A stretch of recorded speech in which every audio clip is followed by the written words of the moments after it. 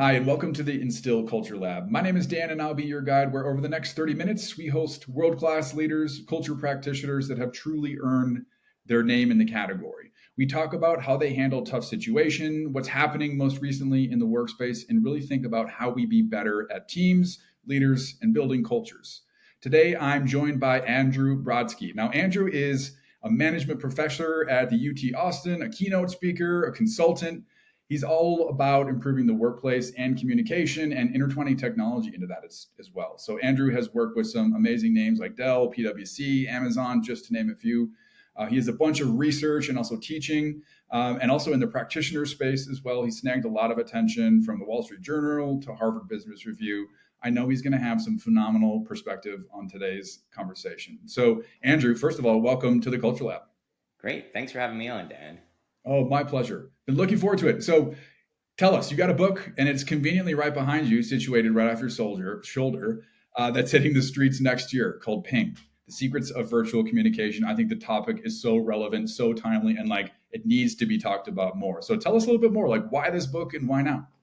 Sure. So, to go back to the beginning, I became interested in virtual communication actually when I was a teenager. At the time, when I was 16, I was diagnosed with a severe case of leukemia that required a bone marrow transplant. And as you can guess by the fact I'm sitting here now, everything went great. I survived it all. But because of the bone marrow transplant, I actually spent a lot of time in isolation. For part of it, I was in one of those bubble-like rooms where no one could really come in. So I got used to at a really young age having to interact with others at a distance. So that topic really stuck with me. How do we do it better? What are we doing wrong? So that's what I ended up pursuing as my research at Harvard Business School during my PhD, and now as a professor at UT. And in terms of why the book, why now? Since COVID, I've seen so many news stories about remote work. Is remote work good? Is remote work bad? We have executives chiming in on both sides of it. And there's one big thing that all those stories are missing. Whether you're in person, whether you're a hybrid, whether you're remote, we're all virtual communicators. The old way of communicating in the office was if you had a question, you'd go over to your coworker's cubicle or to their office. Now that's seen as rude to go interrupt them anytime you had a question, so you send an instant message or an email, even though you're only 3 feet, 5 feet away from the person. So regardless of where you're working from, we're all using communication technologies as a core way to interact at work. So being able to provide others with the research, the science on how to improve these communications, I saw as really valuable. Yeah, I mean, I couldn't think of honestly a more relevant topic. I hear so much about how we communicate, the whys, what we're doing right, what we're doing wrong, and also like the impact that it's having on overall team performance, on cultures, on individual happiness and well-being. I mean, communication is how we do business. We're always communicating, whether it be in person or online. And I think, your perspective too is super interesting because you have that research background, but you've also been a practitioner. So you kind of blend this unique experience around, what does the research tell us, but how do we also apply this in a way that can help us be better? And be better, it means better at team formation, better communication, having better team outcomes as well. So I'm completely nerding out about this top book. I can't wait to read it. And so thanks for telling us a little bit more about your personal journey and like why it is happening now, because I do see it so relevant. One thing that comes to mind too is actually scrolling through Instagram, and what always hooks me is like the mistakes people make.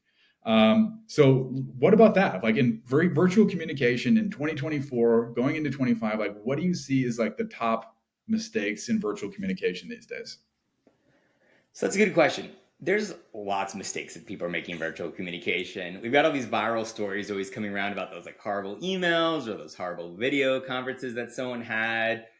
So there's a few, but if I had to pick one, I would say that it's not taking the initiative to add back in things that are in person.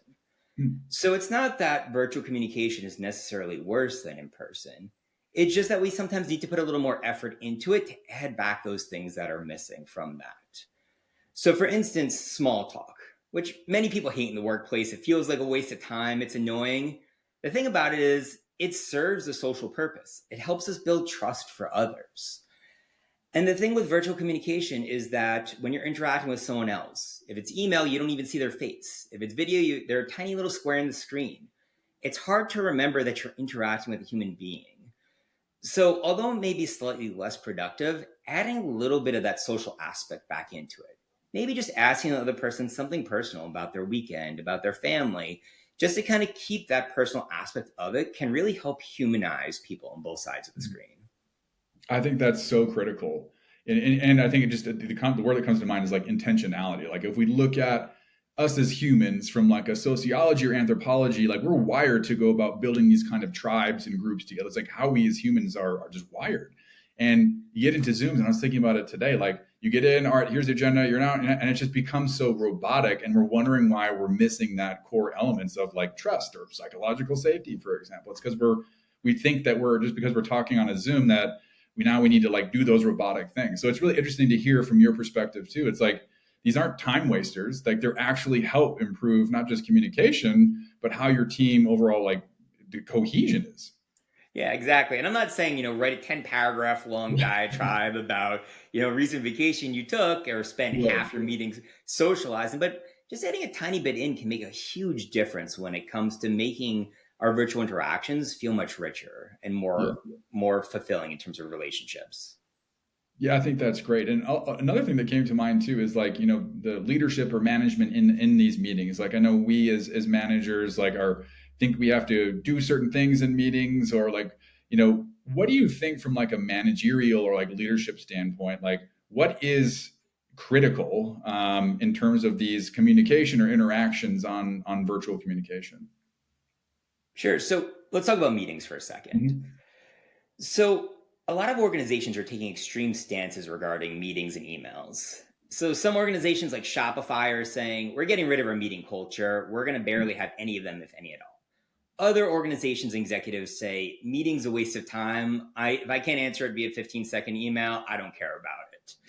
And both extremes are really bad. Mm-hmm.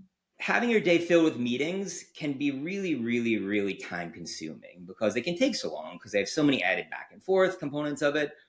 But the part that people miss is that email can be a huge time sink as well. Mm-hmm. If for this podcast, for instance, that you and I are having this interview, it will take us maybe 30 minutes, 60 minutes just talking back and forth.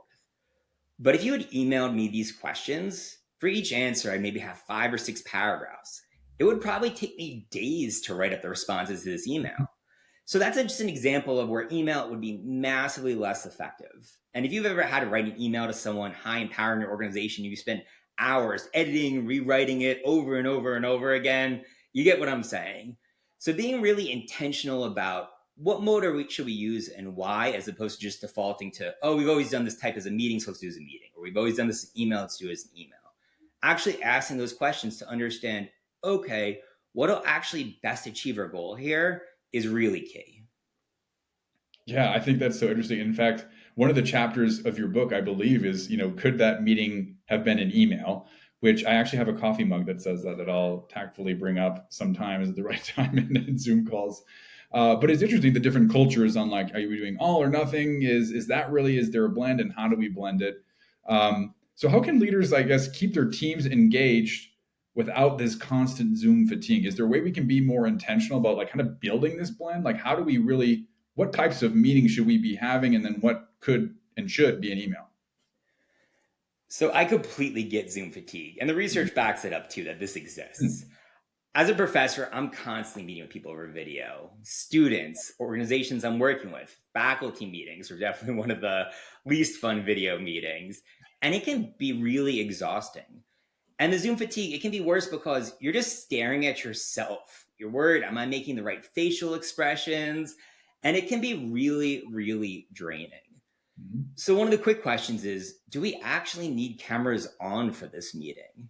And for teams that have a good culture of trust and engagement, you don't need cameras on in those situations. It doesn't add much and it can take away in many cases. Mm-hmm. And having people be able to feel more relaxed during their meetings and less stressed can be really useful for helping them focus. And then the other question is, what are we trying to do here? So, does everyone need to be involved in this meeting? Is the information complex and require back and forth? In which case, the meeting is good because you don't want to be sending back and forth over email, which could take weeks. Mm-hmm. Or is it we just relaying information? In which case, an email is much quicker then. So, going through the criteria of thinking, okay, this makes sense for a meeting, this makes sense for an email, and that's what side we should go on. And if you're going to be doing a video meeting, do you really need cameras on or not? In some cases you do, but in many, many cases you absolutely don't. Yeah, very good points too. And again, I think it comes back to that intentionality piece, and also what is our culture, what is right for us, what, and being thoughtful about the type of meeting too. All the there's a lot of companies that I've spoken to. Yeah, we're going back to the office, and then the team goes in and just does their emails. I'm like, what's the point of going back to office when you're just doing your emails? Like, shouldn't you be coming in? That's our time for our meetings and our collaboration and our brainstorming sessions. So I think that's an interesting point too when it comes to emails or meetings. Like there are times when meetings actually make it a lot quicker, but how do we do the right work? How do we be intentional about our time? And then also once we get on those meetings too, how do we be intentional about how we're communicating? And even though it's digital, like how can we make sure that we're still communicating in a way that makes us human? Exactly. And being thoughtful about that's really Mm-hmm. useful. And the thing is, once you start getting used to doing it in the more strategic approach, it becomes less and less effortful with time.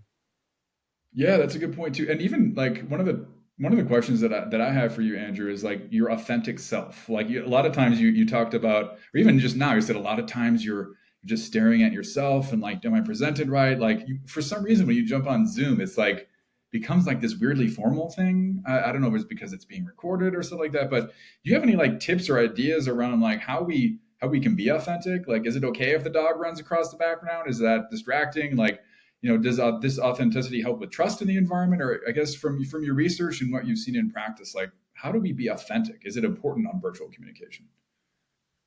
So, authenticity is this big buzzword right now in leadership and Mm-hmm. business. And the idea behind it is you should always put your authentic self forward. What I would say, and what a lot of newer research says and disagrees with this point, is that sometimes it's okay to not be authentic. If you have a coworker who's going through something really bad at the moment, but you're really happy, maybe because you recently got a huge bonus, or maybe your partner accepted your marriage proposal, going to that coworker and saying how happy you are despite them having a really rough go of it is a horrible idea. You do not want to be authentic in a lot of different cases. So the first thing you want to do is realize, is this a situation where I am going to be authentic, or a situation where maybe I should be a little bit inauthentic, and potentially it's for the benefit of the other person? You're not being selfish for it. That's just the appropriate thing to do. And I've actually done some research on this when it comes to virtual communication. So if you're truly going to be authentic, what I found across studies of managers, of negotiators, and even of a set of schools in Vietnam is that you want to use richer modes of communication if you're truly going to be authentic, because it shows that you care. They can see that you're being authentic. The problem then comes to, well, what if you're not being authentic? Richer modes of communication like video are really problematic because people can kind of see that you're faking it. Every so often, like a little grimace will sneak through, or maybe like you'll be looking away or something else. So, what I found in these studies, and one of the really cool contexts was looking at parents and teachers. Because as a teacher, you have to tell parents that their little angel is doing great at school, even if they're this like horrible kid who's failing. And what I found in those contexts, that audio interactions like telephone or camera off are actually the best for seeming authentic, even when you're not. The reason being is that you don't want to use video because it's clear that you're not being authentic. You don't want to use email because email just seems inauthentic as a complete choice. You don't want to get condolence email. You don't want to get congratulations over email. The person doesn't really care when they send you an email. It's clear that it's low effort. So audio is this sweet spot where the mode shows that you care, but because you don't have to worry about your facial expressions, you don't have to worry about as much nonverbal behavior, it doesn't leak through that you're being inauthentic. So kind of bringing it all back, you're being authentic, use rich communication modes. If you're not being authentic for whatever reason, try and use those audio modes where you don't have to worry about all your facial expressions. That's an aha moment for me, Andrew. You got it. I'd never really thought about it that intentionally, but it makes a ton of sense too. And what about like we kind of were just talking about this? You were just answering this now, but like I've also found like virtual communication to be difficult when there's like tough conversations. Just like you were saying too. So I guess is it the best in that case to? Do you have any advice? It sounds like phone calls are the best. Any other advice for the like? How do we make sure we're communicating effectively when those tough conversations are there? For tough conversations, you want to really try and take the perspective of the other person of Mhm. what would they think is best in this situation.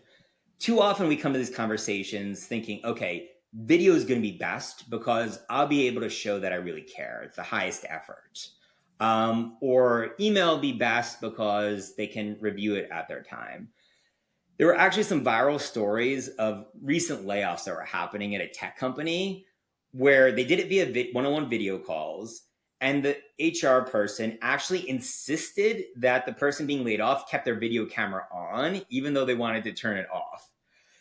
So thinking about, okay, if I was on the receiving side of this, what would I want here?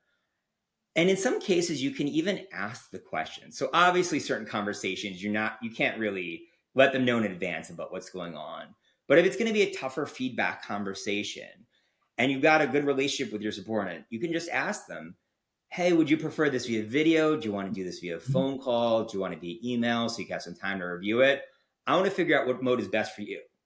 And so often we just come in with our own assumptions when it would be really easy to ask, what do you prefer? And when you put yourself in the other person's shoes, it can make the interactions so much better for them and your relationship as well. I mean, great thought. Like, why are we making the decisions on their behalf? Like, it's a simple question. They can tell you, and it may not be the same for everyone too. I think that's the important piece. Like, what may really work for me may not for you, Andrew, and vice versa too. I think a lot of times we spend so much time in our heads as managers and like, what should we be doing here? When it could be just a simple question. So I think that's such Exactly. an interesting piece to consider when we're talking about, how do we meet people where they are. Now, Exactly. another thing too that my head goes to is like productivity and like working from home and working remote. Like I know you've done so much research in this. So what do you see is like the biggest productivity killer in remote teams? Like there's so much like that's why we're going back to the office. But like from your research or even practicality, like what is that thing? So, productivity, there's a lot of reasons why teams lose productivity, whether they're in person or they're remote. One of the big ones when it comes to virtual communication is that there are a lot of assumptions that people are making about communication that they don't realize other people don't get. So, one of the key pieces of advice I give when working with executives when they're figuring out how to improve communication within their teams or organizations is to make the implicit explicit. So, there's really interesting research coming out of London Business School and Cornell that found something about the email urgency bias. And what this is that when I receive an email, let's say I got an email from you, Dan, I assume that you want a response pretty quickly, but in reality, you don't expect it as quickly.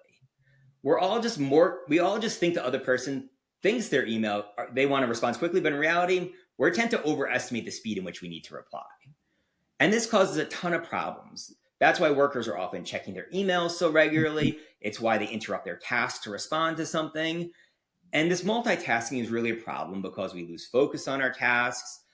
There's actually research that shows that after each email, it can take a minute to get back to your work tasks. And if you've got 60 emails a day, for instance, that's an hour lost of just transferring your mindset back to your work tasks.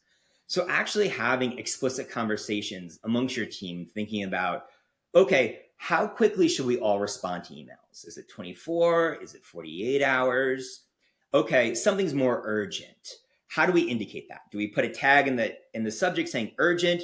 Can we maybe use a different mode like text messaging or instant messaging when it's more urgent? That way we don't all have to keep checking our email as frequently.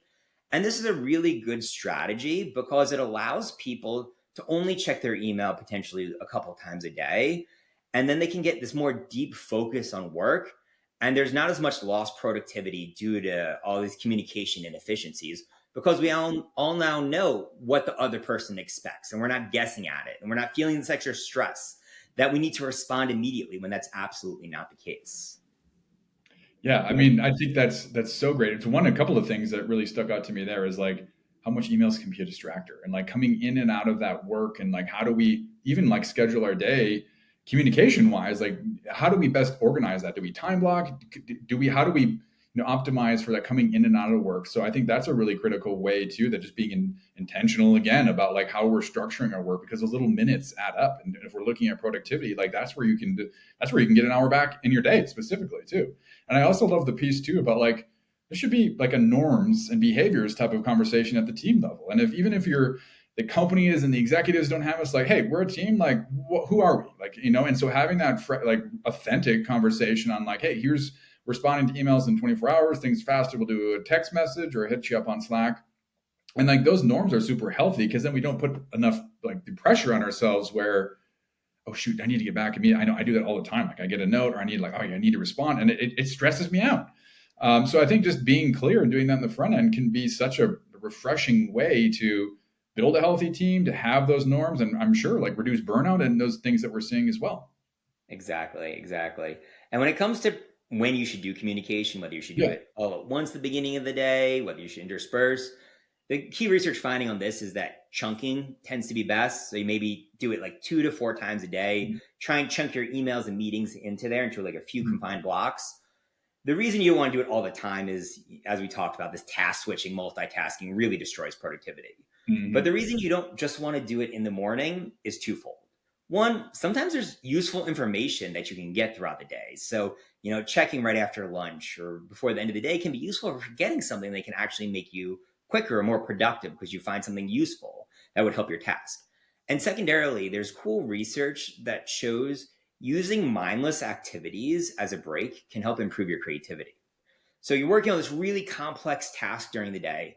If you just check your emails or have meetings in the first hour of the day, and then you spend the next 8 hours on this really, really intense task, you're more likely to burn out, be stressed, your mind gets dulled. If every so often you take a break with something easier, in this case, shooting off some emails or having a quick meeting can be a good way for your mind to relax, to recalibrate, to be better at dealing with those complex tasks. So you can kind of use these emails. It's not the most fun break, but if you're kind of in work hours, you can use them as a little bit of break for your brain as opposed to an interruption if you intentionally chunk them out 2, 3, 4 times a day in confined periods.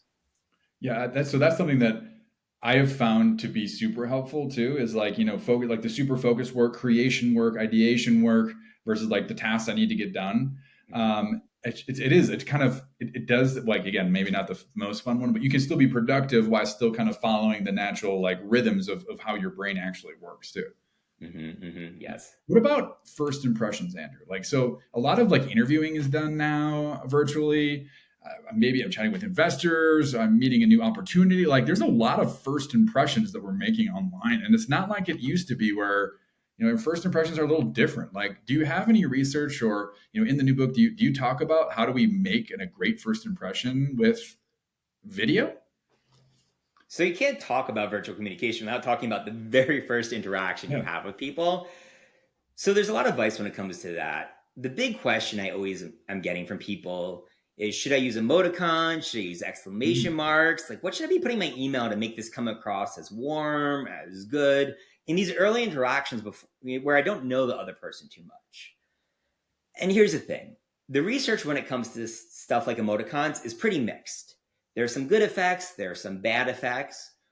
But what research shows is a really good strategy in virtual communication is to engage in something called language mimicry. So if the other person's using emoticons, you should use them too. If the other person's using exclamation marks, you use them too. If they're using certain jargon or business terms or slang, you should use them too. So, you're not going overboard about, like Simon Says, where you're repeating exactly what they're doing. But the idea behind this research is we all think what we do is right. So when somebody else does what we do, we're like, well, they're taking a good approach. And the other thing too is it feels familiar, like we can trust them because they approach communication the same way that we do. So being really observant about how the other person's communicating and trying to mirror that can be one of the best ways to build trust in early interactions. That's so good. And just little things and the nuances of how people are communicating. Story from like, so I was in the military. I got it out. And my first job outside of the military was at Airbnb. And my email written communication was very militaristic, and it was completely normal to me. But then I remember my boss pulled me aside and like, yeah, your emails, like it seems like, I know you don't mean it like that, but it seems very like you're barking on orders. I'm like, really? So like, which was enlightening to me. And now it's like, oh yeah, now I see it. And like, it's, having that written communication, like those little things people can read into as well. So I think to hedge your bet, or to again go back into human sciences, like mimicry is so important to us us connecting, excuse me. So how can we do that also in written communication as well? So, in terms of written communication for mimicry, just looking at their cues that they're doing. Do they have short messages? If they keep them short, keep yours pretty short too, because they probably don't want to get a 20 paragraph long email from you. If you're seeing them have certain punctuation, so some people love using exclamation marks. There's some people I email who love using those, then use them. In other cases, emoticons, look at what the other person's doing. Are they using emojis? Are they not? I have a cool story in the book about a colonel in the US military who is actually texting with a general in the US military, and the general is using emoticons. So he decided to use them too. And now they use them all back and forth all this time. And you wouldn't think the two of them would be doing it, but they built kind of a little bit of a bond over their ridiculous messages back and forth with like lots of smileys and American flags. And it just became a way that the two of them communicate together. And they built a bond partially over that. That's really funny because sending an emoji to a general sends shudders down my spine. I'm just thinking about it. I would never have the ability to do that, but it's funny how it worked. So I think that's your point. Like we have these speculations again. Like how do we mimic those behaviors? But Yeah, and I wouldn't do it out of the blue. So kind of the lesson here is the colonel saw the general do it, so the yeah, general's yeah, above right, him, right, and then he's like, "This is going to be real weird, but I'm going to give it a go." And he yeah, did, and it worked, cool. and it helped build more trust between the two of them. Totally, totally. I think that's such a great story too. And then what about like going forward though, Andrew? Like where do we see the future of work and communication? Like, where is this virtual communication thing headed? There's a lot of also, talk about like AI. Now we have different co-pilots joining, et cetera. Like, where do you think it's headed? So there are two big questions there. What about AI, and what about the future? Yes. So first with AI, one of the key things that I talk to people about is in most cases, you should not let AI write your messages for you. Hmm. So let's put aside for a second the really repetitive, really simple messages in low importance context. For those, sure, use AI, no big deal. But for those important messages, there's a chance that the other person's going to realize that you're using AI, and then they're going to really pretty much question every single message you've sent them previously. Whether did you write that? Did AI write it? And it goes back to some of our early examples we talked about. If I'm sending you a congratulations email on some big work accomplishment, you found out I had AI write it and I didn't even put the time into it myself, that's going to seem really, really inauthentic. And there's lots of ways people can get cues to it aside from AI hallucinating altogether. Maybe it uses words like elevate that you don't normally use. And the thing with AI is it doesn't know everything that you know. So if you and I talked about something you did last weekend, maybe you had a car accident or something, and the AI writes a message that says, "I hope you had a good weekend," or "I hope you're doing well," and completely missed the fact that we just talked about that. All of a sudden, with one mistake, one AI detection, every interaction that we've had previously will be questioned. And when it comes to the future communication, one of the things that people tend to forget is that human beings have been interacting for over 10,000 years. In terms of human history, communication technologies are pretty new. Pretty new. So we've only just begun to understand how do we interact better via video? How do we interact better via email? Whereas we've had over 10,000 years of experience doing it in person. So we're only going to get better with time using these technologies. So it's not a matter of is it necessarily worse or not? It's just how can we make them better in the future? How can we make our interactions even better in the future? I think that's a really great way of looking at it. And also like to your point with like AI written message, dude, I can tell as soon as somebody sends like, all right, this is, and I immediately like, all right, because to me it's almost like this is maybe just me, but I take it like a lack of respect type of thing, or Mm-hmm. like they don't care enough to write it. Now I use AI tools all the time. I'll put in like make this more cohesive, or but I think you're right. Like it's knowing when and how to use it, and also like those little human connections can make or break it too. So knowing when and when not to use it, and also how to, is really the key to making sure that the communication isn't missed, Mm-hmm. and it can be a weapon or like a more of a tool for you that versus a weapon. Exactly. And AI is great for using for helping to brainstorm, helping to Mhm. proof your messages to make sure you're not making a big mistake. But even on the back end, even ignoring the fact that maybe your message gets across off okay, when you engage in this kind of cognitive offloading where you just let AI do stuff for you, what happens a week later when someone asks you about that interaction and you weren't involved in it because you had AI write the message and you didn't even think about it yourself. So you don't even remember what happened in that interaction and you no longer remembered it or you didn't learn whatever you needed to from it because you had the AI take care of it for you. And there's a lot of research that shows this kind of cognitive offloading to technology actually can reduce learning on the back end. So even though your message may come across okay, you may be hurting yourself in the long run because you're losing important information and you're losing abilities to learn from those interactions. That's super interesting too. So I guess your book, it's coming out beginning of next year. One, tell us a little where to find this book, any more details about it, but also like I know you've got a lot of great feedback on it, and to people that have got early reads and the concepts around it. Like maybe what is that one thing that people are really bring up to you a lot is like, oh, that was an aha moment. Yeah, so thanks for the shout out on my book. So, Paying the Secrets of Virtual Communication will be wherever books are sold. So, in the US, I've Simon Elman as my publisher. Worldwide, I have Penguin UK as a publisher. So, it'll be everywhere you need it. The one takeaway that I think I see most people coming back to me with is that they didn't realize how much they communicate via their virtual communication. Many people think, well, it's email, there's really no nonverbal behaviors, I'm not communicating that much information. But in the book, I talk a lot about the research about all these different nonverbal behaviors that you don't even realize you're communicating your messages. How quickly you reply, what time of day you send your messages, the length of the messages. There's so much information we don't even realize we're sending when we're sending it that people then draw impressions of us off of. Are you a hard worker? Are you someone I can trust? And understanding all those little cues and how they can add up over time can be incredibly useful for ensuring that you get the goals that you want in your work. Oh, that's so good. Yeah, I mean, even just like those little micro cues from like the time it's sent and what is that saying about your culture and are you sent like are people reading into? I think that's so great. I mean, even I so I haven't read the book yet because it's not quite out.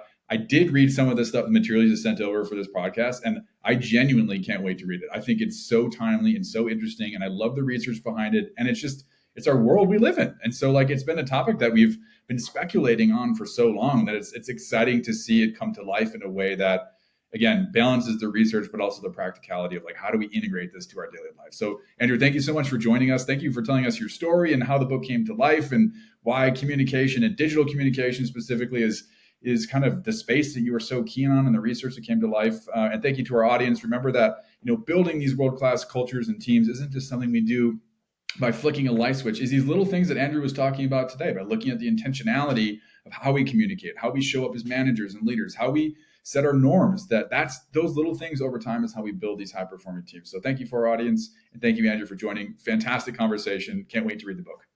Great. Thanks for having me on again.